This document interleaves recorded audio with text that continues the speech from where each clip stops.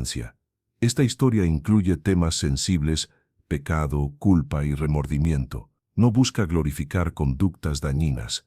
Su propósito es advertir sobre sus consecuencias y fomentar la reflexión. Una mujer entró a mi confesionario con una calma perturbadora. Me dijo: «Padre, he pasado los últimos 10 años destruyendo a mi esposo, lenta y sistemáticamente. Descubrí su infidelidad hace una década, pero no lo dejé. En lugar de eso, decidí que él pagaría por lo que me hizo. Destruí su carrera, arruiné su reputación, alejé a sus amigos, envenené sus relaciones, y él nunca supo que fui yo. Pensó que solo tenía mala suerte, pero cada tragedia en su vida fue causada por mí, y ahora que está completamente roto, finalmente me siento satisfecha. Fui sacerdote durante muchos años, escuché confesiones que jamás imaginé, secretos tan oscuros, tan prohibidos, que aún hoy me persiguen en mis sueños. No revelo nombres ni lugares, pero cada palabra que comparto es real, y cada historia es una lección que no puedes ignorar. Esta es una de esas historias, una historia de traición, de venganza calculada, de cómo el amor puede transformarse en odio tan puro que consume todo a su paso. Una historia que me mostró que a veces los monstruos no nacen, se crean, lentamente, dolorosamente, en el silencio de un corazón roto que elige la oscuridad sobre la sanación. Era una tarde lluviosa de noviembre cuando ella llegó. Recuerdo el sonido de sus tacones resonando en el piso de piedra de la iglesia. Pasos seguros, firmes, sin vacilación. No era el caminar de alguien cargado de culpa. Era el caminar de alguien que había venido con un propósito claro. Cuando entró al confesionario, lo primero que noté fue su perfume, caro, elegante, y luego su voz, tranquila, controlada, sin el temblor que usualmente acompaña las confesiones difíciles. No había lágrimas, no había desesperación, solo una calma fría que me hizo sentir un escalofrío recorrer mi espalda. «Padre», comenzó con voz tranquila, casi serena, «vengo a confesar algo que he hecho durante la última década, algo que me ha definido, algo que me ha dado propósito cuando todo lo demás en mi vida había perdido sentido, y necesito contárselo a alguien antes de que termine, porque ahora que está completo, ahora que he logrado lo que me propuse, me doy cuenta de que hay un vacío que no esperaba sentir». Le dije que continuara, que Dios escucha todas las confesiones sin importar cuán difíciles sean, pero incluso entonces, sentí que lo que estaba a punto de escuchar sería diferente a cualquier otra confesión que hubiera recibido. Había algo en su tono, algo en esa calma antinatural que me advertía de la profunda oscuridad que vendría. Hace 10 años y 3 meses exactamente, comenzó con precisión inquietante, descubrí que mi esposo me era infiel. No fue una sospecha vaga, fue evidencia concreta, irrefutable, devastadora. Llevábamos casados 15 años en ese momento. Teníamos 2 hijos hermosos, un niño de 12 y una niña de 9. Teníamos una casa grande en un buen vecindario, 2 autos, vacaciones anuales, cenas con amigos los fines de semana. Desde afuera éramos la familia perfecta. Yo pensaba que éramos felices, que nuestro matrimonio era sólido como una roca, que después de 15 años juntos, nos conocíamos completamente, que confiábamos el uno en el otro sin reservas. Pensaba que él me amaba tanto como yo lo amaba a él. Pensaba que juntos habíamos construido algo irrompible. Qué equivocada estaba. Su voz no tembló al decir esto. Fue una declaración fría y simple de un hecho. Fue un martes. Lo recuerdo perfectamente porque los martes yo siempre llegaba temprano a casa del trabajo. Ese día particular llegué incluso más temprano porque había cancelado una reunión. Entré a la casa y todo estaba en silencio. Su auto estaba en el garaje. Pensé que tal vez estaba trabajando en su oficina en casa. Subí las escaleras para saludarlo, y escuché sonidos, risas, gemidos, sonidos que reconocí inmediatamente porque eran los sonidos de intimidad, los sonidos que pensé que solo compartíamos él y yo, pero venían de nuestra habitación, de nuestra cama matrimonial, la cama donde dormíamos juntos cada noche, donde habíamos concebido a nuestros hijos, donde habíamos compartido miles de momentos íntimos durante 15 años. Este momento le cortaría la respiración a cualquiera. Me quedé paralizada en el pasillo. Parte de mí quería entrar, confrontarlos, gritarles, destruir lo que estuvieran haciendo, pero otra parte, una parte más fría y calculada que no sabía que existía en mí, me dijo que esperara, que observara, que recopilara información antes de actuar. Así que esperé, me quedé ahí de pie en mi propio pasillo como una intrusa en mi propia casa,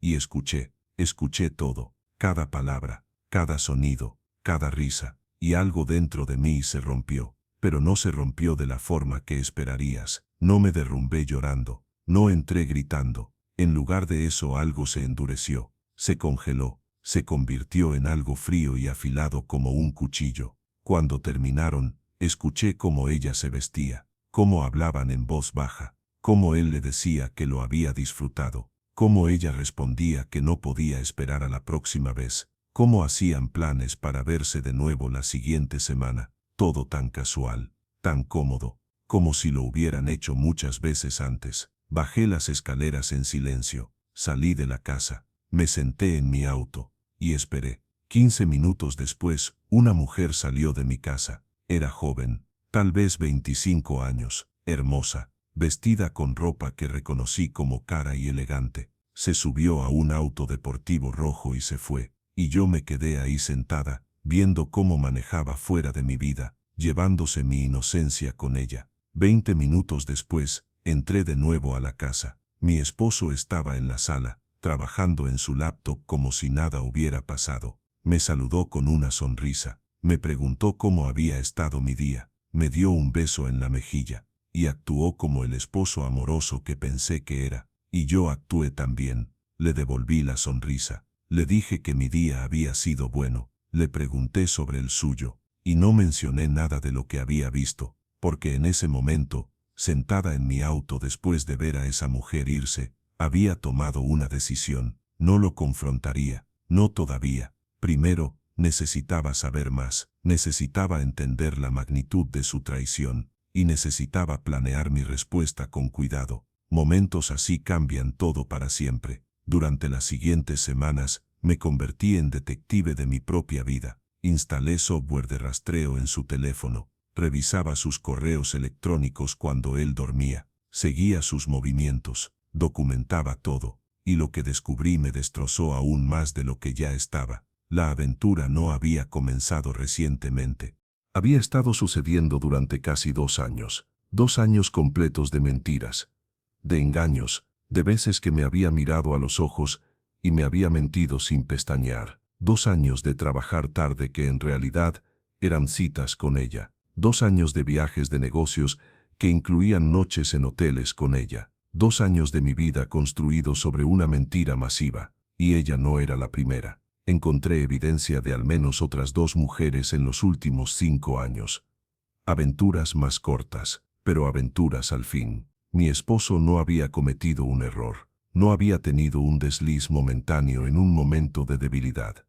Era un mentiroso serial, un engañador habitual. Y yo había sido completamente ciega a esto durante años. Esa revelación cambió algo fundamental en mí. El dolor inicial de la traición se transformó en algo más oscuro, más profundo, más peligroso. Se convirtió en una rabia fría que llenaba cada célula de mi cuerpo. Pero no era una rabia explosiva, era una rabia calculada, paciente, dispuesta a esperar el momento perfecto para atacar. Pasé meses recopilando información, aprendiendo sobre sus aventuras, sobre cómo las ocultaba, sobre las mentiras que contaba, sobre el doble vida que había construido, y mientras hacía esto, seguía siendo la esposa perfecta. Sonreía, cocinaba, limpiaba, cuidaba a nuestros hijos, iba a eventos sociales de su trabajo, actuaba como la mujer amorosa y solidaria que siempre había sido, pero por dentro, estaba planeando,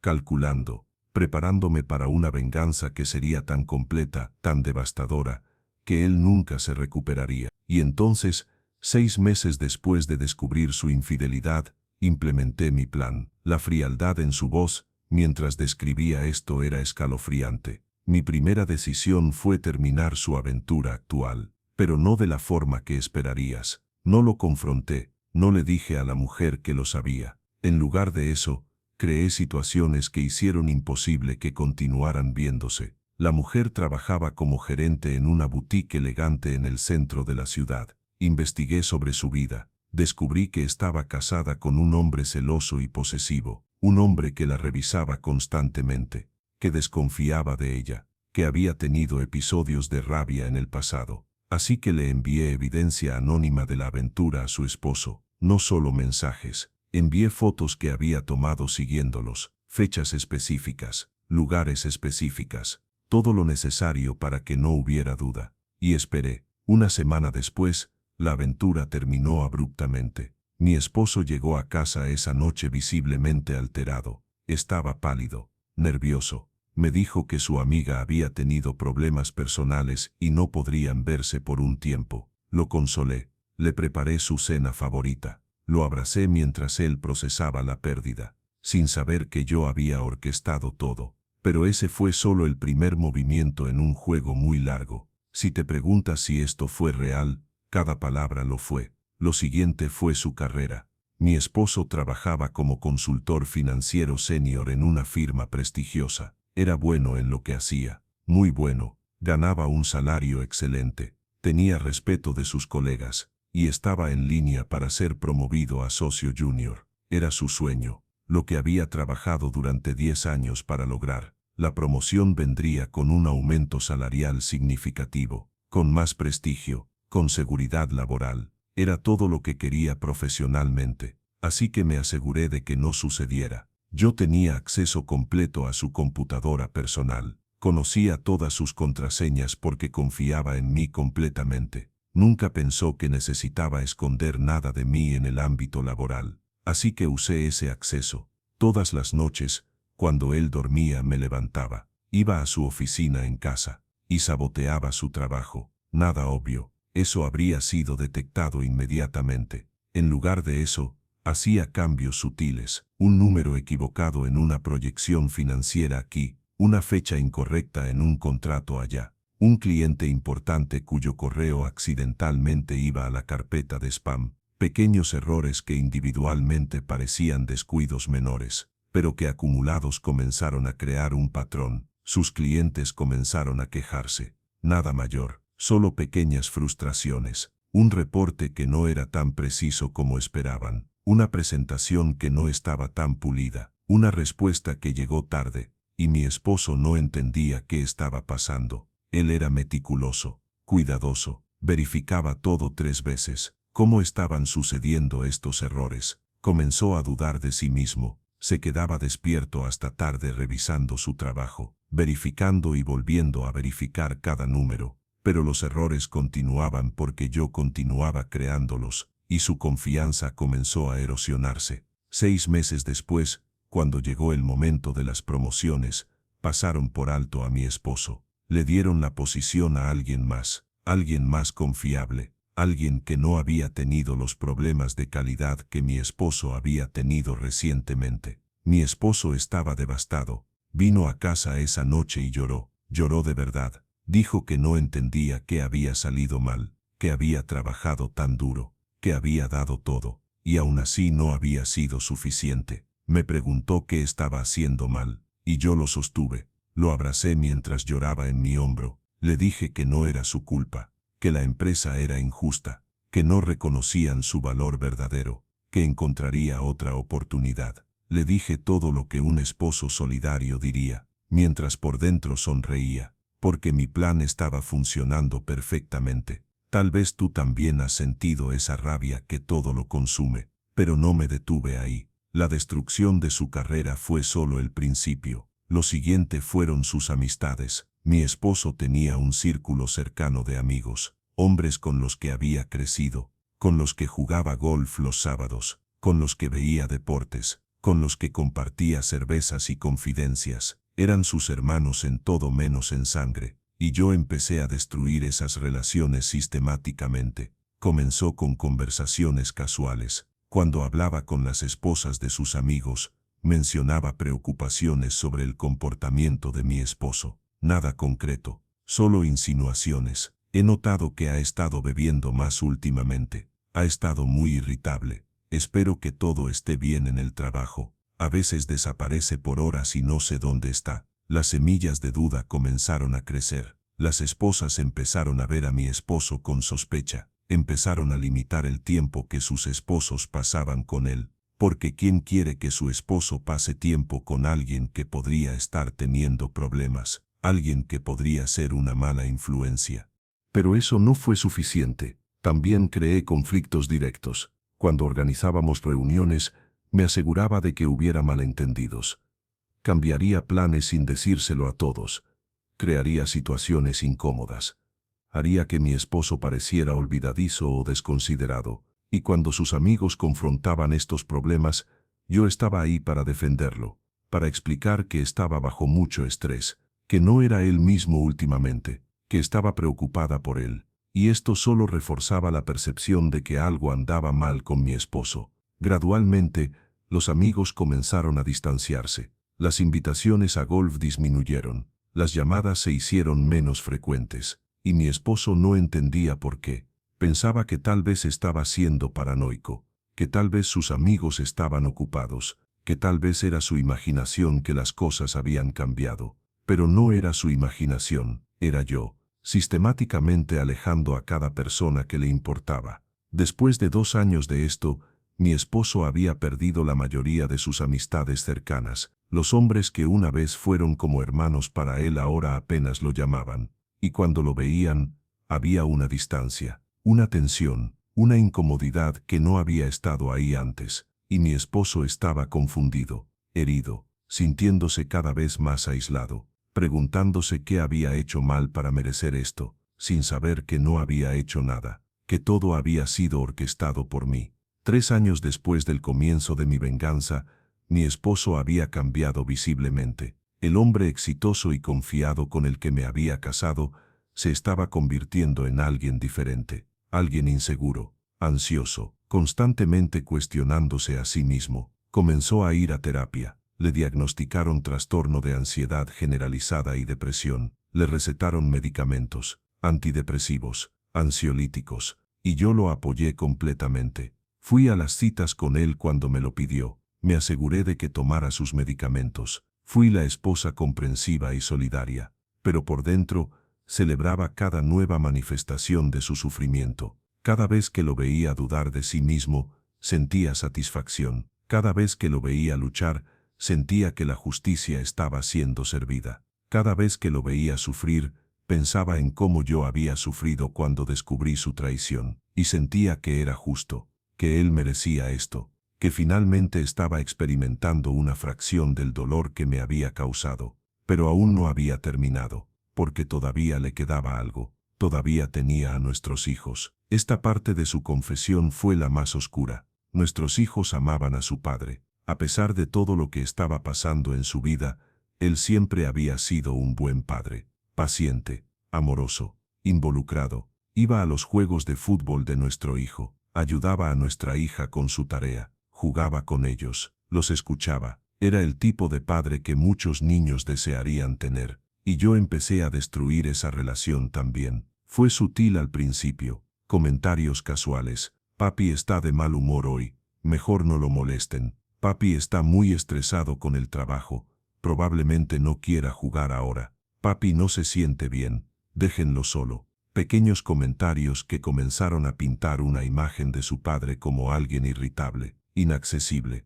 no disponible. Y cuando él trataba de pasar tiempo con ellos, yo creaba obstáculos, programaba actividades para los niños durante sus momentos juntos. Les decía que tenían que hacer tarea cuando él quería jugar. Creaba situaciones donde él parecía ser el malo, el que estaba siendo irrazonable o exigente. Cuando estaba deprimido, cuando los efectos de la medicación lo hacían parecer distante, yo aprovechaba. Le señalaba a los niños cómo papá no sonreía tanto como antes, cómo papá parecía no estar interesado en sus vidas, cómo papá siempre estaba cansado o distraído. Y lentamente mis hijos comenzaron a ver a su padre de manera diferente. Ya no era el héroe que había sido, era alguien frágil, alguien débil, alguien que los decepcionaba cada vez más frecuentemente. Cuando nuestro hijo marcó un gol importante en un juego y su padre llegó 5 minutos tarde porque el tráfico estaba horrible, yo me aseguré de que el niño supiera que papá otra vez había llegado tarde.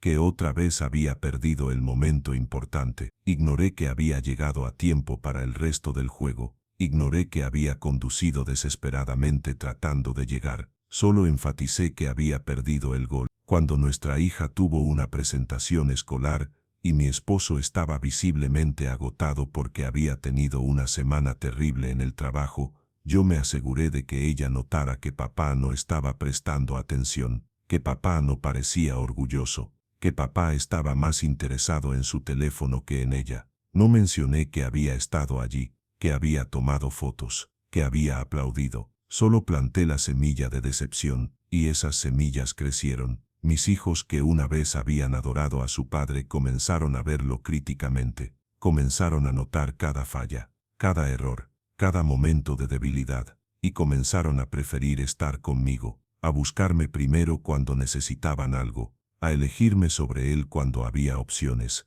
y vi cómo esto destrozaba a mi esposo, cómo cada rechazo de sus hijos era como una puñalada, cómo intentaba acercarse a ellos y ellos se alejaban, cómo intentaba ser el padre que siempre había sido y ellos no respondían de la misma manera. Para el 5.º año de mi venganza, la relación entre mi esposo y nuestros hijos estaba severamente dañada. Ellos todavía lo querían, en teoría, pero no lo respetaban, no lo admiraban, no buscaban su compañía, y él no entendía por qué. Pensaba que era su culpa, que estaba fallando como padre, que estaba decepcionando a las personas que más amaba, sin saber que yo había orquestado cada momento de esa distancia, que yo había sido la arquitecta de su alienación de sus propios hijos. Este era el punto más bajo de su oscuridad. Los años continuaron, 6 años, 7 años, 8 años, y mi esposo continuaba deteriorándose. Su carrera nunca se recuperó. Cambió de trabajo 2 veces, siempre hacia posiciones menos prestigiosas, porque yo continuaba saboteándolo sutilmente, siempre asegurándome de que pareciera que era su incompetencia, no interferencia externa. Sus medicamentos aumentaron, los antidepresivos ya no eran suficientes, le agregaron estabilizadores del ánimo, medicamentos para dormir. Su cuerpo comenzó a mostrar los efectos del estrés crónico, subió de peso. Su cabello se volvió gris prematuramente, desarrolló problemas de salud, presión arterial alta, úlceras estomacales. Su cuerpo estaba literalmente manifestando el tormento que su mente estaba experimentando, y yo seguía siendo la esposa perfecta, la que lo cuidaba, la que lo llevaba a citas médicas, la que se aseguraba de que comiera bien y tomara sus medicamentos, la que todos los vecinos y familiares veían como una santa por aguantar con un esposo que claramente estaba luchando. Porque esa era la narrativa que había construido cuidadosamente. Mi esposo era el que tenía problemas. Yo era la esposa leal que se quedaba a su lado a pesar de todo. Nadie sospechaba la verdad. Nadie imaginaba que yo era la causa de todo su sufrimiento. En el 9.º año mi esposo intentó suicidarse. El silencio después de esta revelación fue denso y pesado. Llegué a casa y lo encontré en el baño. Había tomado una sobredosis de sus medicamentos. Dejó una nota que decía que no podía más, que todo en su vida era un fracaso, que había decepcionado a todos, que su familia estaría mejor sin él.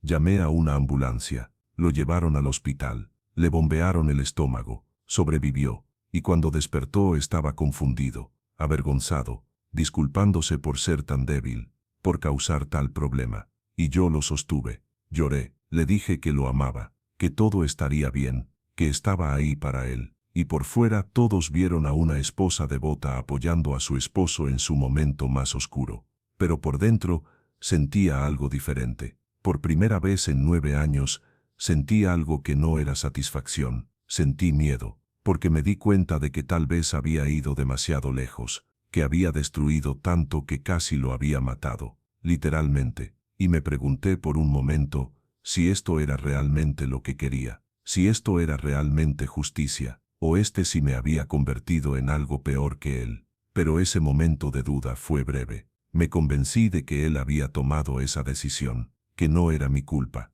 que si no hubiera sido tan débil, no habría llegado a ese punto, que su suicidio intentado era solo más evidencia de su carácter débil. Así que continué, por un año más, pero más cuidadosamente ahora. porque no quería que muriera, quería que sufriera, y los muertos no pueden sufrir. Finalmente, hace 2 semanas decidí que era hora de que supiera la verdad. 10 años completos habían pasado desde que descubrí su infidelidad. 10 años de venganza meticulosa, y sentía que era hora de que entendiera, que supiera que todo lo que le había pasado no había sido mala suerte, había sido yo. Así que organicé una cena, solo nosotros dos. Los niños estaban fuera, visitando a mis padres. Era una noche perfecta, tranquila, y mientras comíamos, le dije la verdad. Le dije que sabía sobre la infidelidad, que lo había sabido durante 10 años, y que todo lo que le había pasado desde entonces había sido orquestado por mí. Cada fracaso laboral, cada amistad perdida, cada conflicto con nuestros hijos, cada momento de duda y sufrimiento, todo había sido causado por mí, deliberadamente, sistemáticamente, durante una década completa. Le expliqué cada cosa que había hecho, cómo había saboteado su carrera, cómo había destruido sus amistades, cómo había manipulado a nuestros hijos, cómo había sido yo todo el tiempo, que su mala suerte no había sido suerte, había sido venganza. Y mientras le contaba todo esto, lo miraba a los ojos, esperando ver su reacción, esperando ver shock, rabia, incredulidad, algo. Pero ¿sabe lo que vi, padre? Vi nada, absolutamente nada, porque ya no quedaba nada en él para reaccionar. Lo había vaciado tan completamente que ni siquiera tenía la energía para estar enojado. Era como mirar a un fantasma, a alguien que técnicamente estaba vivo pero que ya no estaba realmente presente. Después de un largo silencio,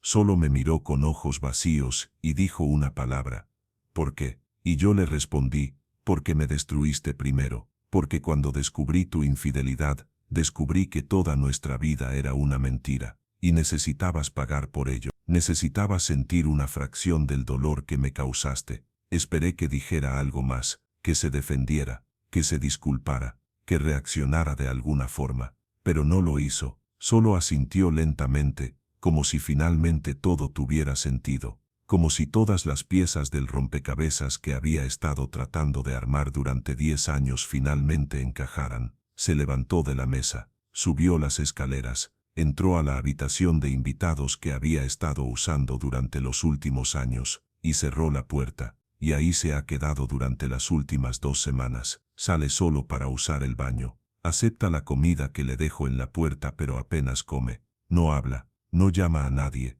solo existe en esa habitación, como si estuviera en una tumba viviente. Y yo finalmente siento que mi venganza está completa, finalmente siento que ha pagado por lo que me hizo, finalmente siento que el balance ha sido restaurado. La pausa que siguió fue larga y cargada. Pero padre, aquí está lo extraño. Pensé que me sentiría satisfecha. Pensé que me sentiría victoriosa. Pensé que finalmente encontraría paz ahora que él había sufrido tanto como yo había sufrido. Pero no me siento así. Me siento vacía, completamente vacía. Por primera vez en su confesión, su voz tembló. Durante 10 años, mi identidad completa giró alrededor de esta venganza. Cada decisión que tomé, cada pensamiento que tuve, cada acción que realicé, todo estaba diseñado para hacerlo sufrir. Era lo primero en lo que pensaba cuando despertaba, lo último en lo que pensaba antes de dormir. Consumió cada aspecto de mi vida,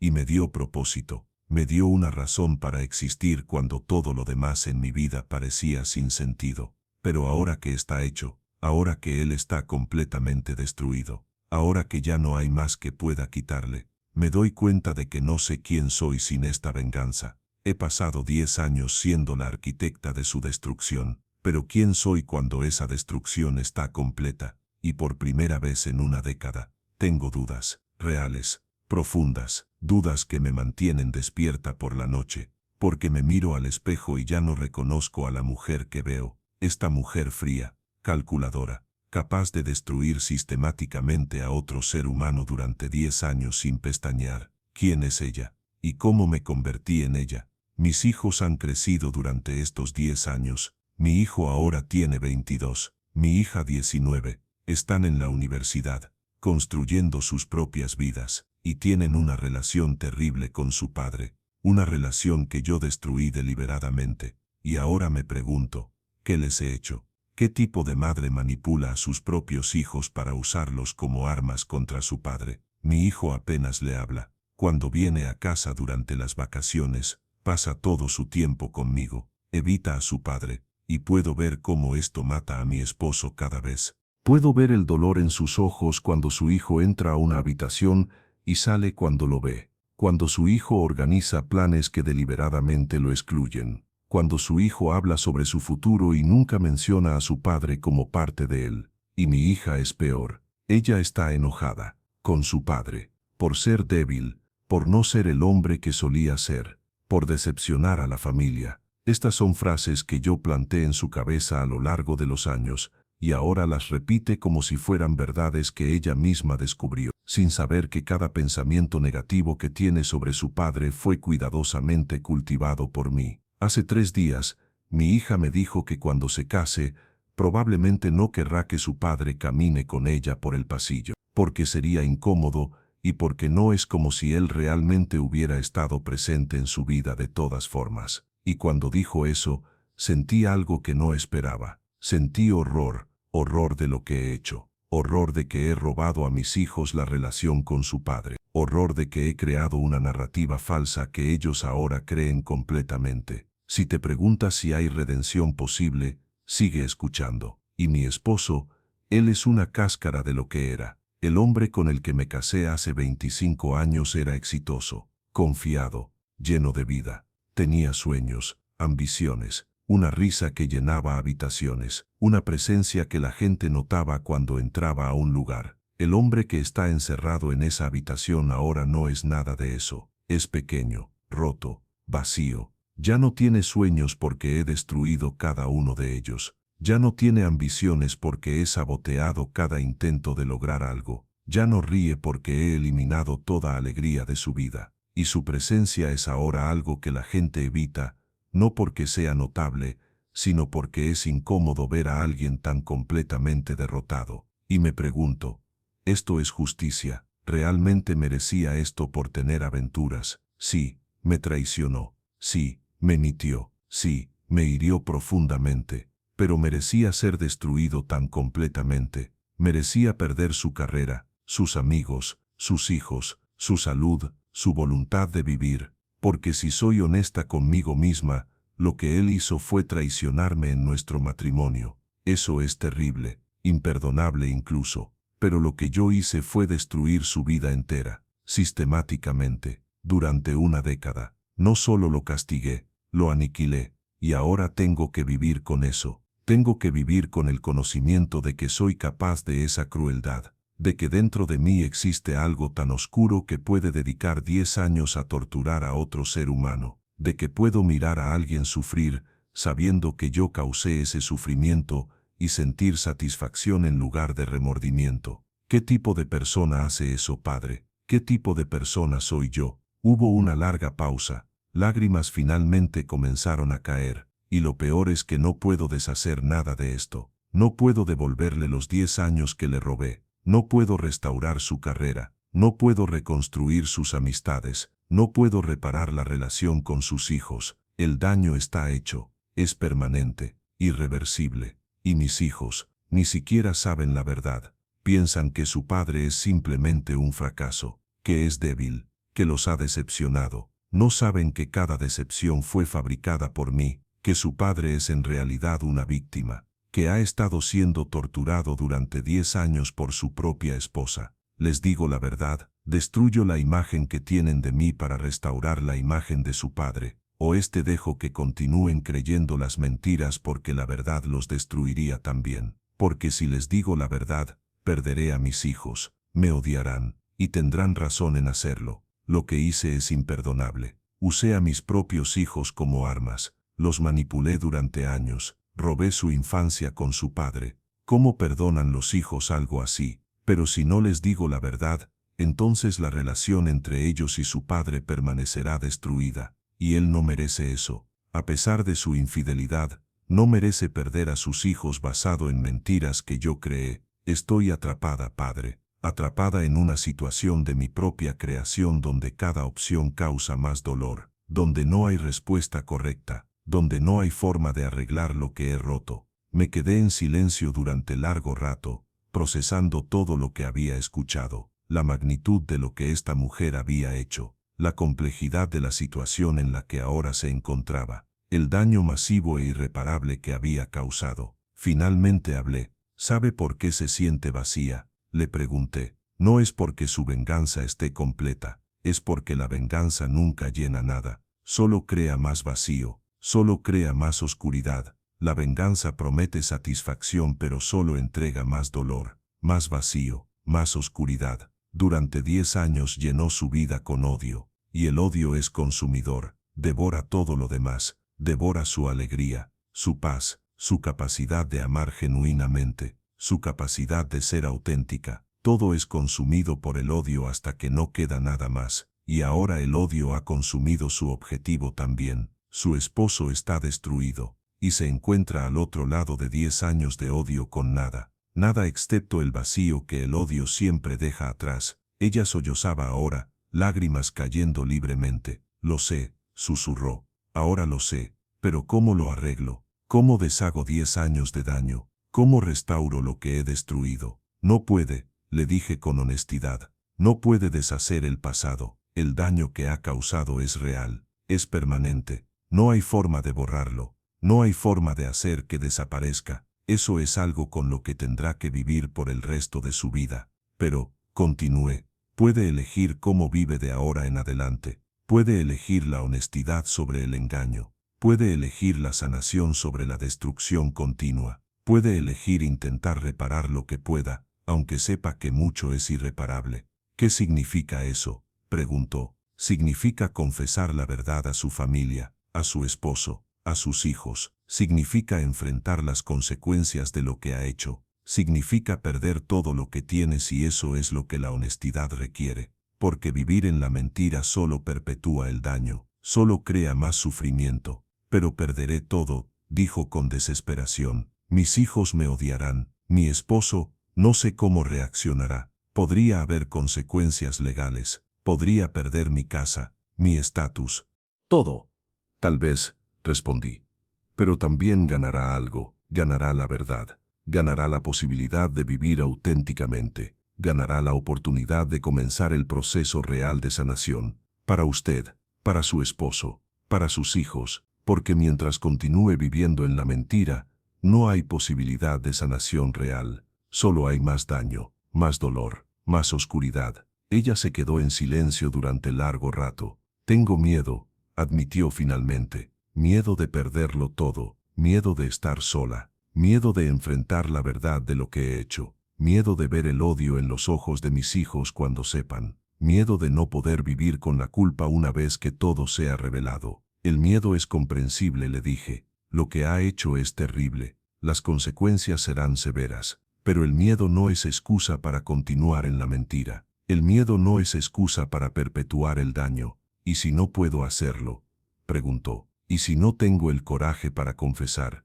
¿Y si elijo continuar con la mentira? Entonces le dije, vivirá el resto de su vida sabiendo que tuvo la oportunidad de hacer lo correcto y no lo hizo. Vivirá con la culpa, con el vacío, con el conocimiento de que sus hijos están viviendo una mentira, que su esposo está sufriendo bajo falsas pretensiones, y que usted eligió su comodidad sobre su sanación, y ese es un infierno diferente. No es el infierno de enfrentar consecuencias, es el infierno de vivir en cobardía, y en mi experiencia ese infierno es peor, porque al menos cuando enfrentas consecuencias, hay dignidad en la honestidad, pero cuando vives en cobardía, solo hay vergüenza. Tal vez tú también estás enfrentando una decisión similar en tu vida. Necesito tiempo, dijo finalmente. Necesito tiempo para decidir qué hacer, para encontrar el coraje, si es que puedo encontrarlo. El tiempo está bien, le dije, pero no lo use para procrastinar. Use ese tiempo para prepararse, para encontrar la fuerza, para hacer lo correcto, aunque sea lo más difícil que haya hecho nunca. También le recomiendo fuertemente que busque ayuda profesional, un terapeuta, alguien que pueda ayudarla a procesar lo que ha hecho, a entender por qué lo hizo, a encontrar formas de seguir adelante después de la confesión, porque va a necesitar apoyo, va a necesitar a alguien que la ayude a navegar las consecuencias. alguien que la ayude a reconstruir su identidad fuera de la venganza, alguien que la ayude a encontrar quién es cuando no está definida por el odio. Ella asintió lentamente. Gracias, padre, dijo, por escuchar, por no juzgarme. Bueno, por no juzgarme en voz alta al menos. Sé que lo que he hecho es monstruoso. No necesito que me lo diga, lo sé, lo siento, lo vivo cada día, pero necesitaba decirlo, necesitaba que alguien supiera la verdad, porque cargar esto sola ha sido imposible, y ahora al menos alguien sabe, alguien entiende la magnitud de lo que he hecho. Se levantó lentamente. Voy a pensar en lo que ha dicho, sobre confesar, sobre enfrentar las consecuencias. No sé si puedo hacerlo, pero voy a considerarlo, porque tiene razón. No puede haber sanación sin verdad, y todos nosotros necesitamos sanación. Mi esposo, mis hijos, y yo. Los pasos se alejaron, la puerta se cerró, y me quedé solo con el peso de lo que había escuchado. Durante días después de esa confesión, no pude pensar en otra cosa. La historia de esa mujer, la venganza que había ejecutado con tanta precisión, el daño masivo que había causado, y la pregunta que me perseguía. ¿Puede haber redención para alguien que ha hecho algo así? He reflexionado profundamente sobre esta historia, sobre lo que nos enseña acerca de la naturaleza humana, sobre la traición, sobre la venganza, sobre el precio que pagamos cuando dejamos que el dolor nos controle, y creo que hay varias lecciones importantes aquí. La primera es que la venganza nunca sana, nunca. Esta mujer pasó 10 años creyendo que destruir a su esposo la haría sentir mejor, que ver su sufrimiento balancearía el sufrimiento que ella había experimentado, pero no lo hizo, solo creó más sufrimiento, más dolor, más vacío, porque la venganza es una ilusión, promete satisfacción pero nunca la entrega, solo crea un ciclo de dolor que continúa y se expande, que toca a más y más personas, que daña no solo al objetivo de la venganza, sino a todos alrededor. Los hijos de esta familia son víctimas inocentes. No hicieron nada para merecer perder su relación con su padre. No hicieron nada para merecer ser manipulados y usados como armas. Pero fueron dañados de todas formas porque la venganza no se contiene, se derrama, afecta a todos. La segunda lección es que cuando eliges la venganza, no solo dañas a la otra persona, te dañas a ti mismo. Esta mujer pasó 10 años convirtiéndose en alguien que no reconoce, alguien capaz de crueldad calculada, alguien que puede causar sufrimiento sin remordimiento inmediato, y esa transformación tiene un costo, el costo de tu humanidad, el costo de tu capacidad de vivir auténticamente, el costo de tu paz interior, porque cuando dedicas tu vida al odio, el odio se convierte en quien eres, se convierte en tu identidad, y cuando esa identidad finalmente ya no tiene propósito, te quedas con un vacío donde solía estar tu humanidad. La tercera lección es sobre el poder de la honestidad. Esta mujer vivió en mentira durante 10 años, fingió ser la esposa perfecta mientras secretamente destruía a su esposo,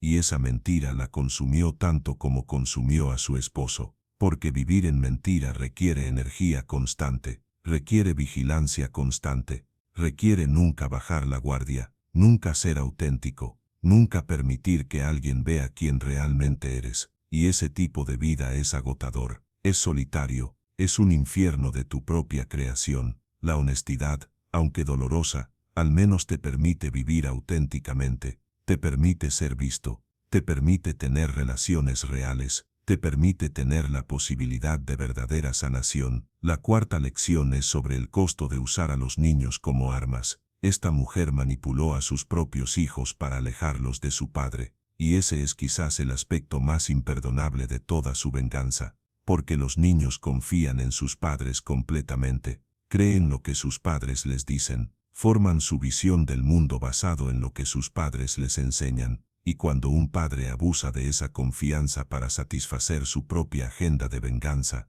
el daño es masivo. Esos niños crecieron creyendo falsedades sobre su padre, perdieron años de relación genuina con él.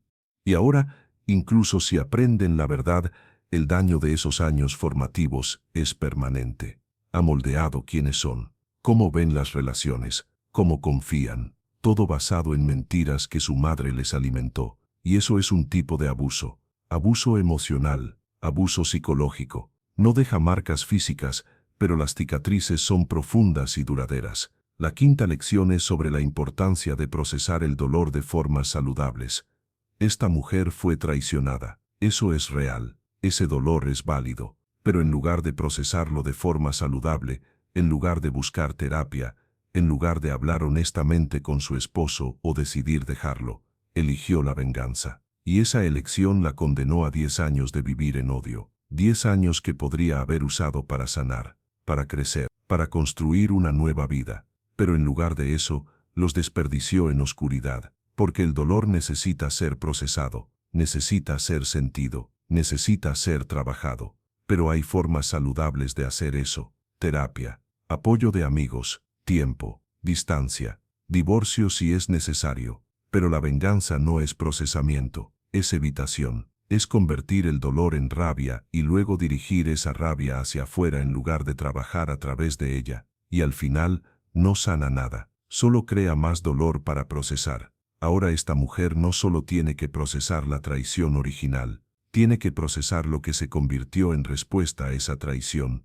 Tiene que procesar el hecho de que se convirtió en un monstruo. Y ese es un trabajo mucho más difícil que simplemente procesar la traición habría sido. Si tú has sido traicionado, si estás sintiendo ese dolor agudo de descubrir que alguien te ha mentido, te ha engañado, te ha herido profundamente, por favor escucha esto: busca ayuda saludable. Habla con un terapeuta, habla con amigos de confianza. Tómate tiempo para sentir el dolor, para llorar, para estar enojado, pero no elijas la venganza. No dediques tu vida a destruir a la persona que te hirió, porque al final te destruyes más a ti mismo de lo que los destruyes a ellos. Esta mujer destruyó a su esposo completamente, pero también se destruyó a sí misma en el proceso. Perdió 10 años de su vida, perdió su humanidad, perdió la posibilidad de encontrar felicidad real, perdió todo mientras pensaba que estaba ganando. Y ahora está en una posición donde no hay respuestas buenas, solo hay opciones dolorosas: confesar y perderlo todo, o continuar en la mentira y vivir con la culpa para siempre. Y llegó a ese punto porque eligió la venganza sobre la sanación, eligió la oscuridad sobre la luz, eligió el odio sobre el amor propio. No cometas ese error. No importa cuán profundo sea tu dolor, no importa cuán justificada se sienta tu rabia. La venganza no es la respuesta. La sanación es la respuesta. El crecimiento es la respuesta. El alejarte y construir una vida mejor es la respuesta. Pero la venganza solo lleva a más oscuridad, más dolor, más destrucción. He visto muchas historias de venganza en mis años como sacerdote, y ninguna ni una sola terminó bien. Todas dejaron a todos involucrados peor de lo que estaban antes. Todas crearon más dolor del que existía originalmente. Todas resultaron en arrepentimiento profundo. Esta historia es solo una de muchas, pero es particularmente impactante por la duración y la sistematicidad de la venganza. 10 años es una década, es una porción significativa de una vida, y esta mujer la dedicó completamente a la destrucción de otro ser humano. Imagina lo que podría haber hecho con esos 10 años si hubiera elegido diferente. Podría haber sanado, podría haber crecido, podría haber encontrado una nueva relación, podría haber perseguido pasiones, podría haber construido algo hermoso en lugar de destruir, pero eligió la venganza, y ahora, en sus 50 se encuentra con nada, nada excepto la culpa, el vacío, y el conocimiento de lo que hizo. Y eso es un precio terrible por pagar por un momento de traición, porque sí, su esposo la traicionó, y eso es terrible.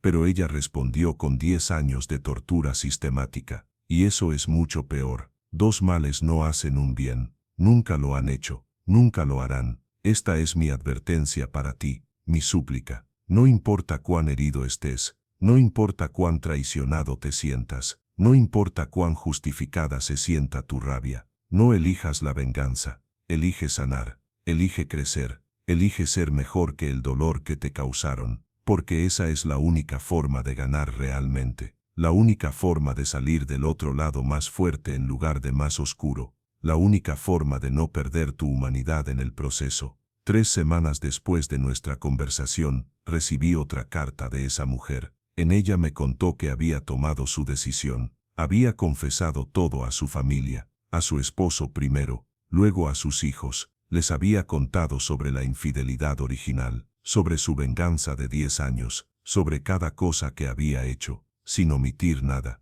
Me escribió que su esposo había reaccionado de una forma inesperada. Después del shock inicial, después de procesar la magnitud de lo que le había pasado, había llorado, pero no de rabia, de alivio, porque finalmente entendía, finalmente sabía que no había sido su culpa, que no estaba loco, que no era incompetente, que había sido saboteado durante años, y aunque el daño era real y profundo, tener esa comprensión le dio una extraña sensación de paz. Ya no tenía que preguntarse qué estaba mal con él, ya no tenía que dudar de sí mismo constantemente, sabía la verdad, y la verdad, aunque dolorosa, era mejor que vivir en confusión constante. Sus hijos, por otro lado, reaccionaron con furia, estaban devastados, traicionados, enojados con su madre por manipularlos, enojados consigo mismos por no haberlo visto, destrozados por los años que habían perdido con su padre basado en mentiras. Se habían ido de la casa inmediatamente, apenas le hablaban, y ella no sabía si alguna vez podrían perdonarla. Pero también me escribió algo importante. Me escribió que a pesar de haber perdido todo, por primera vez en 10 años podía respirar, porque ya no estaba cargando el peso del secreto, ya no estaba fingiendo, ya no estaba viviendo una doble vida. Y aunque la soledad era dolorosa, aunque el rechazo de sus hijos era agónico, había una paz en vivir en la verdad, una paz que nunca había tenido durante sus 10 años de venganza. Me escribió que había comenzado terapia intensiva, que estaba trabajando para entender por qué había hecho lo que hizo, que estaba tratando de procesar el dolor original de la traición de una forma más saludable, aunque fuera 10 años tarde. Y me escribió que aunque sabía que mucho del daño que había causado era irreparable, estaba tratando de reparar lo que pudiera. Había hablado con algunos de los antiguos amigos de su esposo, explicándoles la verdad. Algunos habían comenzado a reconectarse con él. Estaba tratando de ayudar a su esposo a reconstruir su carrera de alguna forma, y estaba dándole a sus hijos espacio. No los perseguía, no trataba de forzar el perdón. Solo les hacía saber que estaba ahí si alguna vez querían hablar, que entendía su rabia, que no esperaba perdón. Me agradeció por ayudarla a ver que la verdad era la única opción, que vivir en la mentira era un infierno peor que enfrentar las consecuencias. Y terminó la carta diciendo algo que me impactó profundamente. Escribió: pasé 10 años destruyendo a mi esposo porque pensé que eso me haría sentir mejor. Pero lo único que hizo fue destruirme a mí también. Y ahora, al confesar la verdad, aunque he perdido todo, finalmente me he encontrado a mí misma otra vez. Y me doy cuenta de que eso vale más que cualquier venganza. Esas palabras capturan algo esencial sobre esta historia, sobre todas las historias de venganza, que al final, cuando destruyes a otros, te destruyes a ti mismo. Y la única forma de encontrarte nuevamente es a través de la verdad, a través de la honestidad, a través de enfrentar lo que has hecho y aceptar las consecuencias. No sé qué pasó con esa familia después de esa carta. No sé si los hijos eventualmente perdonaron. No sé si el esposo pudo reconstruir su vida. No sé si ella encontró paz duradera o si la culpa eventualmente la consumió. Pero sé que ella eligió la verdad sobre la mentira, y esa elección, aunque dolorosa, fue el primer paso hacia cualquier posibilidad de redención, porque no puede haber verdadera sanación sin verdad. No puede haber verdadero perdón sin honestidad. No puede haber verdadera paz sin enfrentar lo que has hecho. Esta es la lección final de esta historia. Una historia que me ha enseñado tanto sobre la naturaleza oscura de la venganza, sobre el precio que pagamos cuando elegimos el odio sobre la sanación, sobre la importancia de la verdad, incluso cuando la verdad destruye todo lo que tenemos. La venganza promete justicia pero solo entrega destrucción. Para el objetivo y para el vengador, nadie gana, todos pierden. Y la única forma de romper ese ciclo es eligiendo la verdad, eligiendo la sanación, eligiendo ser mejor que el dolor que te causaron. Esa mujer finalmente hizo esa elección, después de 10 años perdidos, después de daño masivo causado, pero la hizo. Y tú también puedes hacerla, antes de perder años, antes de causar daño irreparable, Antes de convertirte en algo que no reconoces, elige ahora, elige sabiamente, elige la luz sobre la oscuridad, la verdad sobre la mentira, la sanación sobre la venganza, porque esa es la única forma de vivir una vida de integridad, una vida de paz, una vida que no termine en arrepentimiento profundo. Lleva estas lecciones contigo, recuérdalas cuando estés herido, cuando estés traicionado, cuando la venganza parezca justificada. Y recuerda que la venganza nunca es la respuesta, nunca sana, nunca satisface, solo destruye. Elige diferente, elige mejor, elige vivir en la luz. Suscríbete a Historias del Pecado para más confesiones que te harán reflexionar sobre el bien, el mal y las decisiones que nos definen como seres humanos.